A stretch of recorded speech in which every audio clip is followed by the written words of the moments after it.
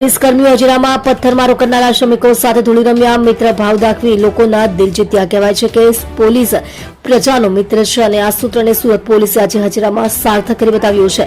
હજીરા વિસ્તારમાં તાજેતરમાં જ જે શ્રમિકોએ પોલીસ પર પથ્થરમારો કર્યો હતો, આજે તે જ શ્રમિકો સાથે સુરત પોલીસના જવાનોએ ધામધૂમથી ધૂળેટી પર્વની ઉજવણી કરી હતી. આ અનોખા અંદાજે સોશિયલ મીડિયા પર લોકોના દિલ જીતી લીધા છે. કડવાશ પૂર્ણ પ્રેમનો ગુલાલ. થોડા સમય પહેલા હજીરામાં બનેલી પથ્થરમારાની ઘટના બાદ પોલીસ અને શ્રમિકો વચ્ચે જે તણાવ અને અંતર ઉભું થયું હતું તેને ઘટાડવા માટે સુરત પોલીસે આ અનોખો માર્ગ અપનાવ્યો હતો. પોલીસ જવાનોએ શ્રમિકોના ઘરે અને વસાહતોમાં જઈ તેમને ગુલાલ લગાવ્યો હતો અને મીઠાઈ વહેંચી હતી. શ્રમિકોએ પણ પોલીસના બદલાયેલા અંદાજને આવકારી ખુશી પર્વની ઉજવણીમાં સહભાગી થયા હતા. તમારા માટે તમારી સાથે સૂત્ર સાર્થક. સુરત પોલીસ માત્ર કાયદો અને વ્યવસ્થા જાળવવાનું જ કામ નથી કરતી, પરંતુ સામાજિક સૌહાર્દ જાળવવામાં પણ અગ્રેસર રહે છે. પોલીસ માત્ર દંડા ચલાવતી નથી, પણ સંબંધો સુધારી પણ જાણે છે.